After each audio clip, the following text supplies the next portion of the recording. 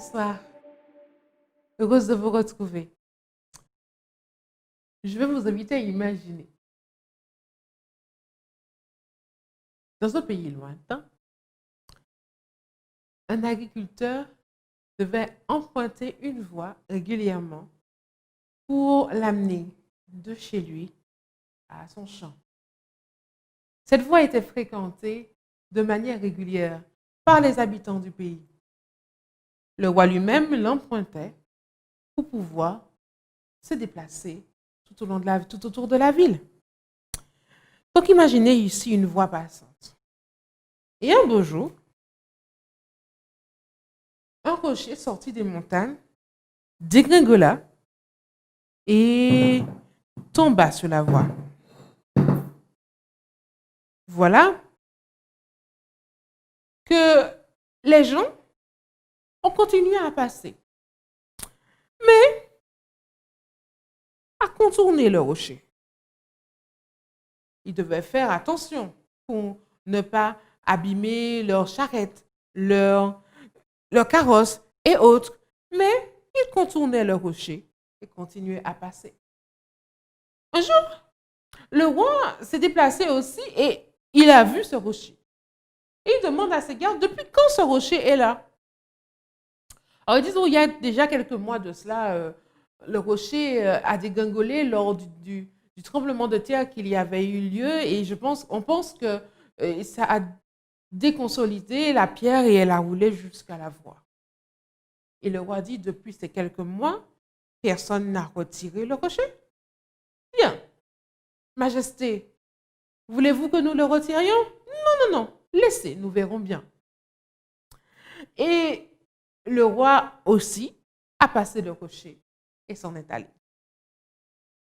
Et voilà cet agriculteur qui revient à son champ après une période d'absence, voit ce rocher au milieu de la voie. Il arrête sa charrette en plein milieu de la voie, descend, récupère un grand bambou et fait un levier pour déplacer le rocher. En déplaçant le rocher, il constate que sur la voie, il y a une petite pochette, un petit sac. Il va, il récupère, et à l'intérieur, il constate que ce n'est pas vide. D'après vous, qu'est-ce qu'il y a dedans? Des pièces, de l'or. Effectivement, des pièces bien dorées, mais pas seulement. Un petit mot, un parchemin. Il va l'ouvrir et réaliser qu'à l'intérieur, il y a un mot. Devinez ce qui est écrit. Dans ce mot, le roi avait mis une petite note. C'est lui qui avait demandé à ses gardes de glisser la pochette sous la pierre. Quiconque enlève l'obstacle obtient le prix. Voilà ce qu'il y avait écrit sur cette note. Notre agriculteur a appris que les obstacles ne doivent pas nous arrêter. Il a appris que les obstacles ne sont des obstacles que si nous considérons qu'ils en sont. Il a appris que son travail a payé. Il a appris que résister aux difficultés et ne pas chercher à les fuir ou les contourner à tout bout de champ, c'est trouver de la valeur. Un texte de la Bible nous dit quelque chose comme ça dans Jacques, chapitre 1, verset 12. Et je vous invite à chercher à la maison. Jacques, chapitre 1, verset 12. La Bible dit, heureux l'homme qui résiste dans les difficultés. En effet, quand il aura montré sa valeur, il recevra la vie. C'est la récompense que Dieu a promise à ceux qui lui donnent leur amour. Ce n'est pas beau tout ça? Heureux l'homme. Il est heureux, l'homme qui résiste dans les difficultés. Je crois que la leçon que nous pouvons apprendre de cette histoire, c'est que face à une difficulté dans la vie, L'option n'est pas de tourner la tête et de regarder ailleurs. L'option, c'est de trouver une solution et de faire confiance à l'amour de Dieu pour nous accompagner. Vous voulez bien prier avec moi? Inclinons la tête. Père Céleste, merci pour ton amour. Merci pour ton amour qui nous permet de faire face aux obstacles de la vie, qui nous permet de voir que les obstacles ne sont que des opportunités de mettre ton amour à l'épreuve. Alors, aide-nous à compter sur toi pour les surmonter. Au nom de Jésus. Amen. Que Dieu soit avec vous.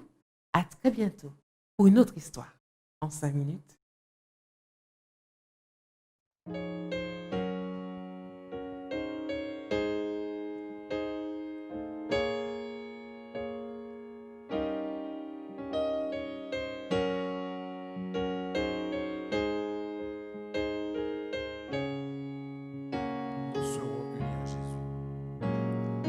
Nous serons unis en Jésus vers un avenir meilleur.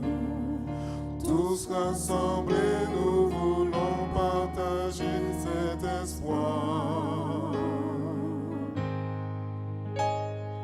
Nous serons parmi les élus pour rencontrer le Sauveur. Nos vies changées, nous serons transformés par la foi.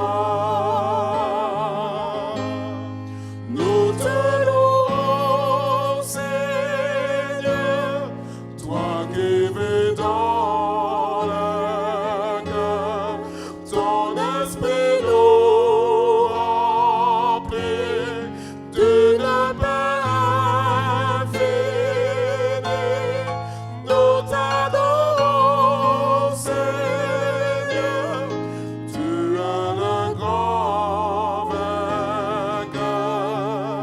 Que ton amour toujours nous conduise.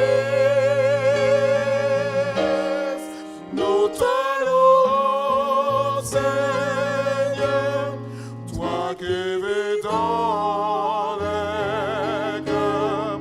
Ton esprit nous remplit d'une paix infinie. Nous t'adorons, Seigneur, tu es le grand vainqueur. Que ton amour toujours nous conduise. Que ton amour toujours nous conduise.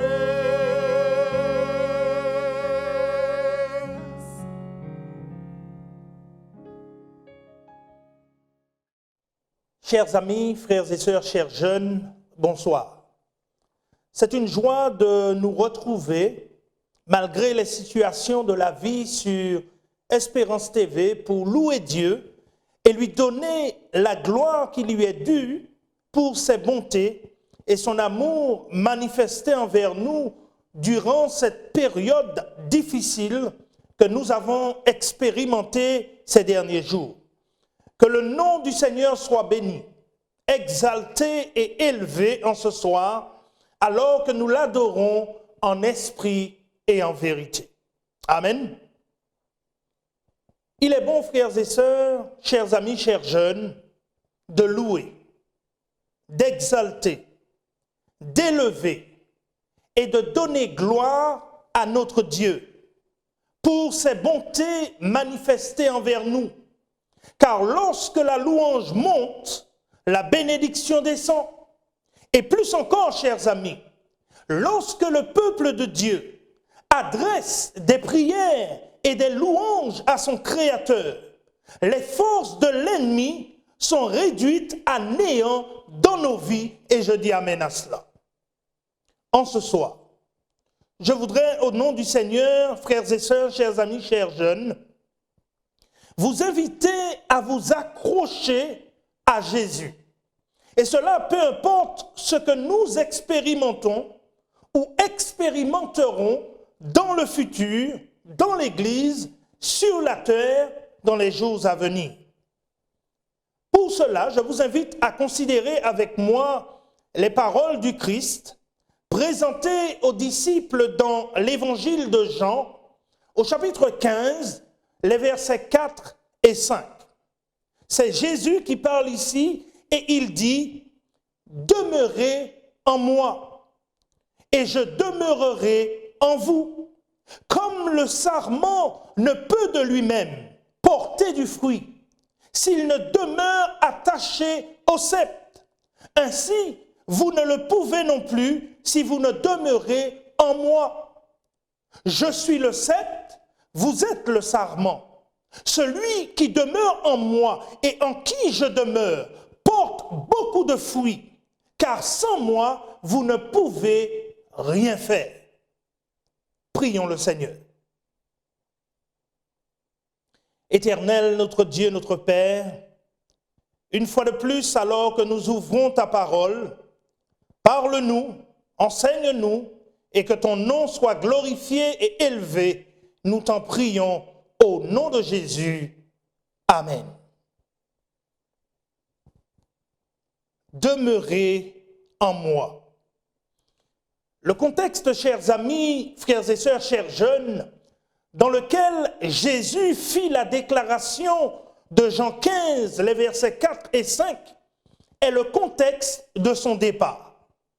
Au chapitre 13 de son évangile, Jean, le disciple bien-aimé, nous présente Jésus faisant trois choses. Premièrement, il lave les pieds de ses disciples. Deuxièmement, il communie avec eux. Et troisièmement, il leur donne l'ordre de faire de même, et cela en mémoire de lui. Au chapitre 14, Jean présente Jésus, invitant les disciples à croire en Dieu et à croire en lui. Il le présente, chers amis, promettant à ses disciples de leur envoyer le Saint-Esprit afin qu'il les conduise dans toute la vérité et qu'il les rende capables de prêcher la bonne nouvelle de l'Évangile qui consiste en ce que Christ a fait pour nous il y a plus de 2000 ans de cela à la croix du Calvaire, en ce qu'il est en train de faire maintenant pour nous dans le sanctuaire céleste et en ce qu'il fera de nous lorsqu'il reviendra dans sa gloire.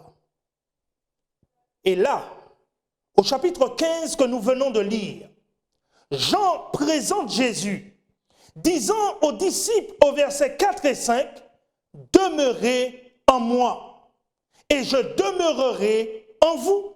Comme le sarment ne peut de lui-même porter du fruit, s'il ne demeure attaché au cep, ainsi vous ne le pouvez non plus si vous ne demeurez en moi. Je suis le cep, dit Jésus. Vous êtes le sarment. Celui qui demeure en moi et en qui je demeure porte beaucoup de fruits, car sans moi, vous ne pouvez rien faire. » Le mot traduit ici, frères et sœurs, par Louis II, comme étant « demeurer » est le verbe grec « méno ». Et « méno » ici est utilisé dans le contexte de Jean 15 à l'impératif et signifie non seulement demeurer, mais aussi rester et se conformer à. Comprenez, chers amis, qu'il y a ici, dans le sens du mot méno, une invitation puissante, un ordre, celui de demeurer et de rester en Jésus, tout en se conformant à sa volonté. Jésus, en utilisant l'impératif, qui est utilisé le plus souvent pour donner des commandes et des ordres, donnait aux disciples cet ordre de demeurer en lui. Nous devons comprendre, frères et sœurs, chers amis, chers jeunes, alors que nous attendons le retour du Christ, que l'invitation de demeurer en Jésus n'est pas un si vous le voulez, mais plutôt vous devez demeurer en moi. C'est un impératif, car notre vie éternelle dépend du fait que nous demeurions et restons en Christ tout en faisant, tout en nous conformant à sa volonté divine. Comprenez en ce soir que demeurer en Christ, chers amis, frères et sœurs, chers jeunes, est possible seulement si nous avons une relation personnelle avec lui. Une relation qui dure et subsiste durant toute une vie. La relation avec le Christ est une relation sous l'engagement du mariage. En d'autres termes, jusqu'à ce que la mort nous sépare. Ce type de relation est une relation qui ne change pas avec les circonstances de la vie. C'est une relation qui dure malgré les hauts et les bas, malgré les chutes et les rechutes. Et cela dans les bons comme dans les mauvais moments, jusque dans l'éternité. En utilisant l'image de la vigne comme exemple, Jésus voulait, chers amis, que ses disciples comprennent que demeurer en lui, avoir une relation personnelle avec lui est non seulement salutaire, mais vital. Et le même message, frères et sœurs, chers amis, chers jeunes, nous est adressé en ce soir à nous qui sommes parvenus à la fin des temps. De même que les disciples ne pouvaient porter du fruit par eux-mêmes, à moins qu'ils ne demeurent attachés à Jésus qui est le cep. Nous non plus, frères et sœurs, chers amis, chers jeunes, nous ne pouvons porter du fruit à moins que nous ne demeurions en Jésus. Nous ne pouvons porter du fruit pour le royaume de Dieu à moins que notre relation avec le Christ demeure en continu. Et cela, peu importe ce que nous expérimentons aujourd'hui, peu importe ce que nous expérimenterons dans l'avenir sur cette terre et dans l'Église, nous devons demeurer en Christ. La réalité de la vie ici-bas, chers amis, est que toute bonne chose et toute mauvaise chose que nous expérimentons sur cette terre, en tant qu'homme, en tant que femme, découle de notre relation ou de notre manque de relation avec Jésus. Prenons l'exemple du Covid-19. Le Covid-19 que nous expérimentons ou encore que nous avons expérimenté le mois dernier, ce Covid nous a pris de court. Mais le Covid-19, chers amis, est le résultat d'une manque de relation avec le Christ, avec le Créateur. Comprenez en ce soir que lorsque nous coupons notre relation avec le Christ, avec le Créateur, nous sommes amenés par l'ennemi de nos âmes à nous considérer comme des dieux. Et nous commençons à jouer au Créateur, à manipuler la création de Dieu pour notre plus grande perte. Le coronavirus est le résultat d'une manipulation de la création de Dieu, opérée par des hommes et des femmes qui ont abandonné ou n'ont pas du tout de relation avec le Christ. Jésus dit, « Je suis le cep, vous êtes le sarment. Celui qui demeure en moi et en qui je demeure porte beaucoup de fruits. Et cela à la gloire de Dieu, car sans moi, vous ne pouvez rien faire. » En d'autres termes, si nous ne restons attachés au Christ, nous ne pouvons porter du fruit pour le royaume de Dieu. Comprenez en ce soir, chers amis, que de même que dans le monde, Satan utilise ceux qui n'ont pas de relation avec le Christ, avec le Créateur, pour avancer son plan de destruction. Dans l'Église, aujourd'hui, il fait de même. Il fait la même chose. Nous avons aujourd'hui dans l'Église beaucoup d'éléments perturbateurs, beaucoup de chrétiens qui ont brisé leur relation avec le Christ et se retrouvent malheureusement en train d'être manipulés par l'ennemi de nos âmes.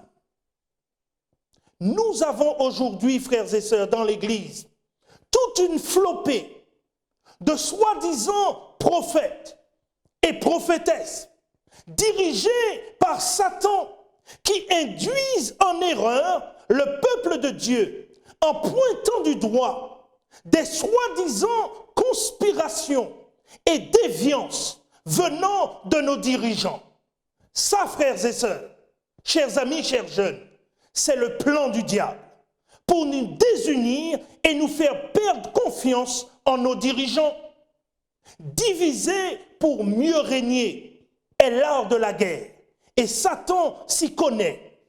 Le diable, chers amis, en ce temps de la fin, à cause de notre manque de relation personnelle avec le Christ, nous balade par tout vent de doctrine. Aujourd'hui, nous sommes devenus des chrétiens superficiels. Nous n'étudions plus la Bible pour nous-mêmes. Nous étudions de moins en moins la parole de Dieu. Nous nous contentons simplement de ce qu'on nous donne. Et malheureusement, beaucoup d'entre nous aujourd'hui, nous nous nourrissons des plats malignement préparés par l'ennemi de nos âmes sur Internet. Des plats soi-disant spirituels, présentés par de soi-disant bergers, prophètes et pasteurs, qui ont depuis longtemps, frères et sœurs, abandonné la sainte doctrine pour s'attacher à des doctrines de démons. Et l'apôtre Jean dit de ces soi-disant bergers, prophètes et pasteurs, dans son premier épître au chapitre 2, le verset 19, ce qui suit. Il dit, ils sont sortis du milieu de nous. Que Dieu, chers amis, frères et sœurs, chers jeunes, ait pitié de nous. Ils sont sortis du milieu de nous. Ils n'étaient pas des nôtres. Car s'ils eussent été des nôtres, ils seraient demeurés avec nous. Mais cela est arrivé, dit l'apôtre, afin qu'il fût manifeste que tous ne sont pas des nôtres. S'il y a une période de notre vie chrétienne, chers amis, frères et sœurs, chers jeunes, où notre relation avec Jésus devrait être ininterrompue, c'est bien maintenant. C'est maintenant, car nous avons atteint une période dans le grand conflit cosmique et dans l'histoire de la race humaine, où Satan est en train de faire tout ce qui dépend de lui pour briser notre relation avec le Christ et détruire le maximum. Il sait que son temps est compté et que bientôt, très bientôt, Dieu le détruira. Nous vivons au temps de la fin. Nous sommes arrivés, frères et sœurs, chers amis, chers jeunes, à une époque importante et solennelle de l'histoire de l'humanité. Et l'esprit de prophétie déclare dans le livre Conseil à l'Église, au chapitre 2, ce qui suit. Elle dit que l'Esprit de Dieu se retire de la terre peu à peu, mais sans arrêt. L'état actuel des choses montre que des temps troublés sont devant nous et vont fondre sur nous. Les journaux sont remplis d'allusions à un conflit formidable devant se produire à brève échéance. Elle poursuit la citation et dit « Satan a réussi. Satan a réussi à pervertir la justice et à remplir les cœurs du désir de réaliser des gains illicites. La délivrance s'est retirée et le salut se tient éloigné, car la vérité trébuche sur les places publiques et la droiture ne peut approcher. Bientôt, frères et sœurs, chers amis, chers jeunes, une bataille furieuse s'engagera entre ceux qui servent Dieu et ceux qui lui sont infidèles. Bientôt, tout sera ébranlé. Le monde tel que nous le connaissons aujourd'hui sera ébranlé, afin que ce qui est fort subsiste. Bientôt, très bientôt, chers amis, on verra des troubles graves surgir parmi les nations et dans l'Église, des troubles qui ne cesseront de se produire, et cela jusqu'au retour de Jésus. Des épreuves redoutables, frères et sœurs, nous attendent dans un avenir proche. Le Covid-19 n'est rien à côté de ce qui nous attend. Le Covid-19 est là pour nous préparer pour ce qui arrive. Il y a, selon Daniel 12, le verset 1, il y a un temps de détresse qui approche.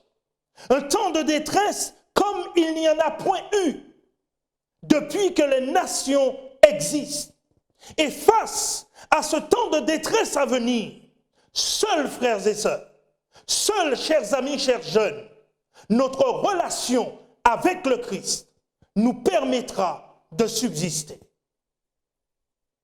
Le monde, frères et sœurs, chers amis, chers jeunes, est en train de changer. Les prophéties bibliques de Daniel et d'Apocalypse concernant les agissements de la petite corne du système papal se réalisent sous nos yeux.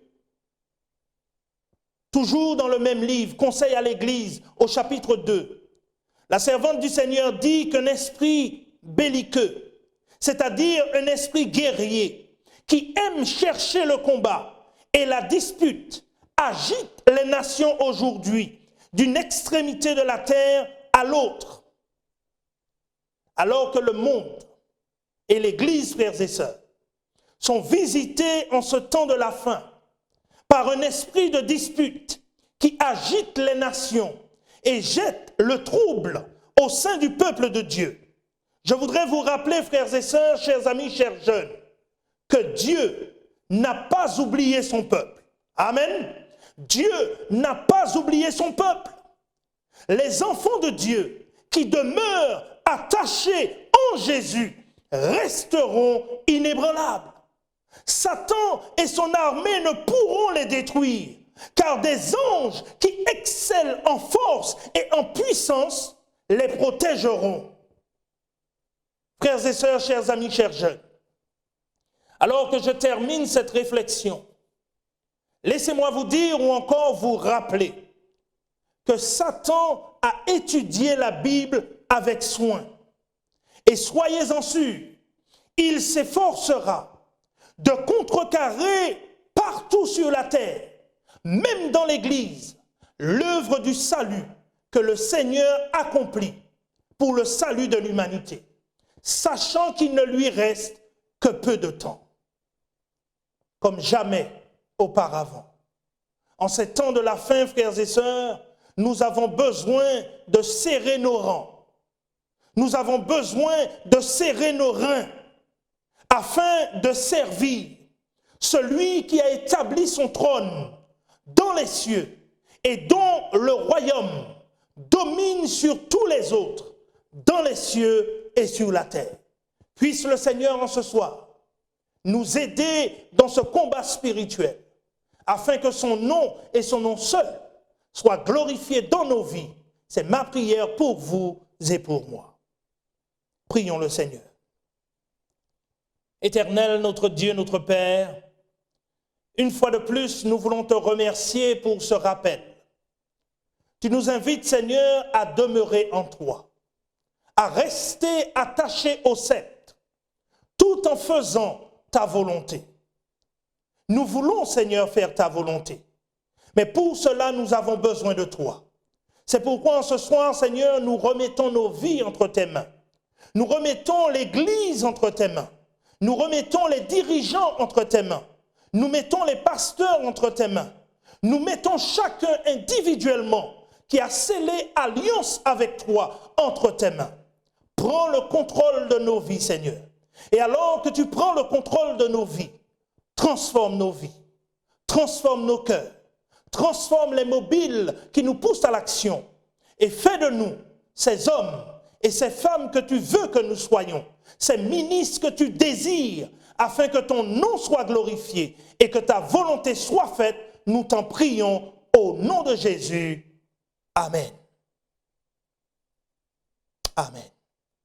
Que le Seigneur vous garde et qu'il vous bénisse. C'est ma prière.